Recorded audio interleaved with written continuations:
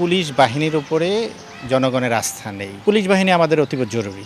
বিগত ৬ তারিখে একটা মোবাইল কোর্ট পরিচালনা একজন ম্যাজিস্ট্রেট মহোদয় তিনি বলেন যে পুলিশ বাহিনীর উপরে জনগণের আস্থা নেই। একটা বাহিনী সম্পর্কে এরকম একটা বিতর্কিত মন্তব্য করা যায় না, যেটা আইনের শাসন প্রতিষ্ঠার অন্তরালে। এক বাহিনী বা এক বিভাগের কেউ যদি অন্য একটা বাহিনী বা বিভাগ সম্পর্কে একটা বিরূপ মন্তব্য করে, সেক্ষেত্রে ওই বাহিনীর যেরকম মনোবলের উপরে একটা আঘাত আসে এবং জনমনে একটা আস্থাহীনতা তৈরি হয়।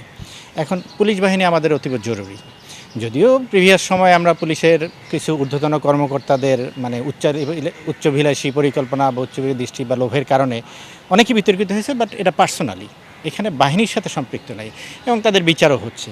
তো সেই হিসাবে বাহিনী সম্পর্কে বিরূপ মন্তব্য করাটা আমাদের কাছে যথাযথ মনে হয় না। পুলিশের কার্যক্রম পরিচালনা এক্ষেত্রে মানে রাষ্ট্রের যে অতীব গুরুত্বপূর্ণ ব্যক্তিবর্গ আছে, তারা যদি একটা বিরূপ মন্তব্য করে, সেক্ষেত্রে আমাদের জনগণের আর যাওয়ার তো জায়গা থাকে না।